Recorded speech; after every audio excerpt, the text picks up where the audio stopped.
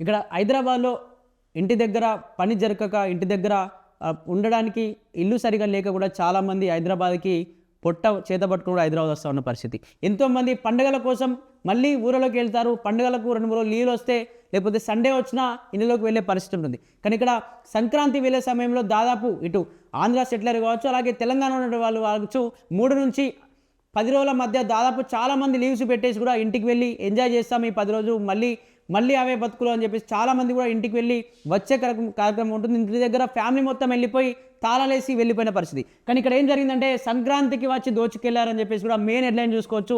సంక్రాంతికి వీళ్ళు ఇంటికి వెళ్ళిన తర్వాత వీళ్ళ యొక్క రెంట్కుంటున్నటువంటి ఇల్లు తాళం వేసి ఇంటికి వెళ్ళిన తర్వాత ఆ ఇళ్లలో దొంగలు పడి వాళ్ళ యొక్క బంగారాన్ని కావచ్చు, డబ్బుని కావచ్చు, వాళ్ళు సంపాదించినటువంటి ఏదైతే ఫర్నిచర్స్ అన్నీ కూడా దోచుకెళ్ళిపోయారు అని చెప్పేసి కూడా మెయిన్గా ఒక వార్త వస్తుంది. ఒకసారి చూద్దాం. దీనికి సంబంధించి సంక్రాంతికి వచ్చారు, దోచుకెళ్లారు. ఇంకా చిక్కని దొంగల ఆచూకీ.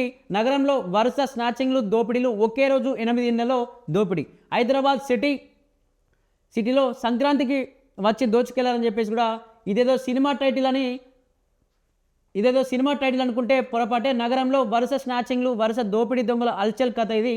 పండుగకు నగరం నుంచి అంతా సొంతూళ్ళకు వెళ్తుంటారు. ఇదే అదునుగా దోపిడీ దొంగలు రెచ్చిపోయి ఒకే రోజు వరుసగా 8 ఇళ్లలో చోరీలకు పాల్పడ్డారు. మరో ఘటనలో గంట వ్యవధిలో వరుసగా 3 స్నాచింగ్లకు పాల్పడ్డారు. 3 ఏళ్ల క్రితం కూడా సంక్రాంతి సమయంలోనే 2 గంటల వ్యవధిలో వరుసగా 7 చైన్ స్నాచింగ్లకు పాల్పడ్డారు. అదేవిధంగా తీరున ప్రస్తుతం స్నాచింగ్లు జరగడం గమనార్హం. సీసీ కెమెరాల పరంగా టెక్నికల్గా ఎంతో అభివృద్ధి సాధించిన నగరంలో నేరస్తులు నేటికి పట్టుబడకపోవడం పోలీసుల సవాల్గా మారింది. చోరీ చేసినటువంటి బైక్పై స్నాచింగ్లు. సికింద్రాబాద్ పరిధిలోని గోపాలపురంలో పల్సర్ బైక్ను చోరీ చేసిన 2 దొంగల ముఠాలు మాస్కులు ధరించి వరుస స్నాచింగ్లు పాల్పడి హల్చల్ చేశారు. మొదట హయత్ నగర్ పరిధిలోని కుంట్లూరులో రోడ్డుపై నడుచుకుంటూ వెళ్తున్న ఓ మహిళ మెడలో 3 తులాల పుస్తెల తాడును తెంపుకొని పరారయ్యారు. దాని విలువ రూపాయలు 4.80 లక్షలు.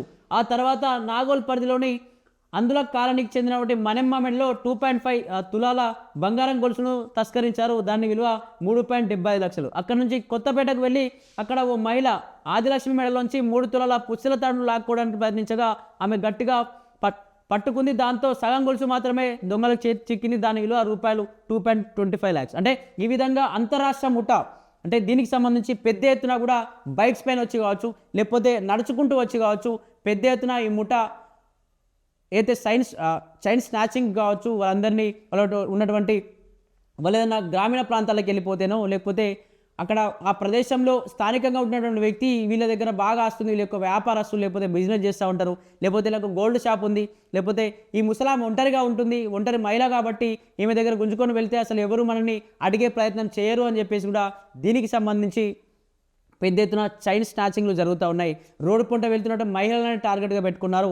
ఇందులో ఉన్నటువంటి ఎవరైతే ఈ చైన్ స్నాచింగ్ చేస్తూ ఉన్నారో, లోపలికి వచ్చి తాళాలు పగలగొట్టేసి ఆస్తిని, బంగారాన్ని, డబ్బును దోచుకొని పోతున్నారో వాళ్ళంతా స్వరాష్ట్రానికి సంబంధించిన వాళ్ళు. మన ఈ రాష్ట్రం వాళ్ళే ఎన్నోసార్లు పసిగట్టి ఇప్పుడో దొంగతనం చేయాలి, లేకపోతే వీని బైక్ ఎత్తుకపోవాలి అని చెప్పేసి కావాలనే ప్లాన్ చేసి మరీ పగడ్బందీగా పెద్ద ఎత్తున బంగారాన్ని చైన్ స్నాచింగ్ చేస్తూ ఉన్నారు. నడుచుకుంటూ వెళ్ళే మహిళల యొక్క పుస్తెల తాళ్ళు, బంగారు గొలుసుల ఆభరణాన్ని కూడా పట్టుకొని పోతూ ఉన్నారు. కానీ ఇన్ని జరుగుతూ ఉన్నా ఎప్పుడు కూడా పోలీస్ శాఖ వీళ్ళపైన ఇంకా పెద్ద ఎత్తున కూడా కేసు ఇంకా నడుస్తూనే ఉన్నాయి. ఏ ఒక్కరిని కూడా ఇంకా పట్టుకోలేదు అని చెప్పేసి కూడా ఇటువంటి కేసులు పోలీస్ స్టేషన్లో బోలెడన్ని ఉన్నాయి.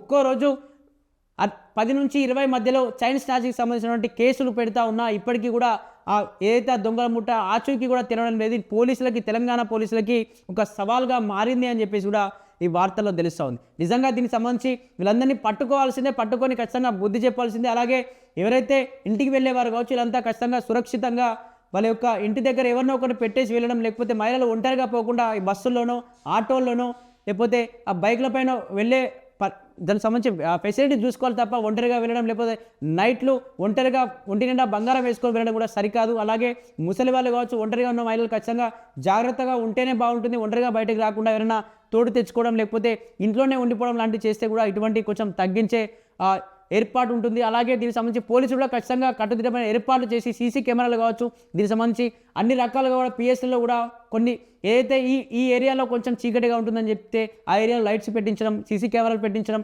అయినా కూడా పాసిబుల్ లేకపోతే పిఎస్ పరిధిలోనే ఉంటే ఇక్కడ ఏదైనా కానిస్టేబుల్ని పెట్టించడం, ఆ ఏరియాలో ఎక్కువ దొంగతనాలు జరుగుతాయి. ఇటువంటి పోలీస్ శాఖ కూడా ఇటువంటి నిర్ణయాలు తీసుకుంటే ఖచ్చితంగా ఇటువంటి దొంగల ముఠాలను పట్టుకునే అవకాశం ఉంటుంది.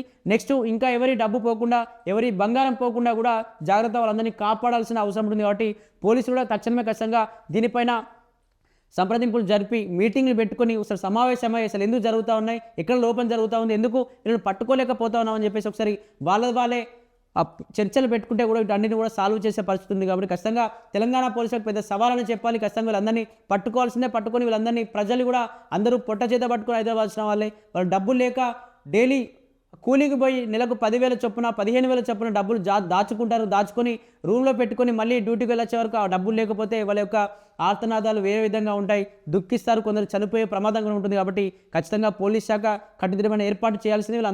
వీళ్ళందరి యొక్క బంగారాన్ని కావచ్చు, డబ్బులు కావచ్చు, ప్రజల యొక్క ఖచ్చితంగా ఎప్పుడూ కూడా కంటికి రెప్పలా అందరికీ సీసీ కెమెరా విషయంలో కావచ్చు అందరికీ దరిదాపులోనే ఉంటూ వాళ్ళకు సహాయంగా ఉండాలి అని చెప్పేసి కూడా కోరుకుంటా ఉన్నాం.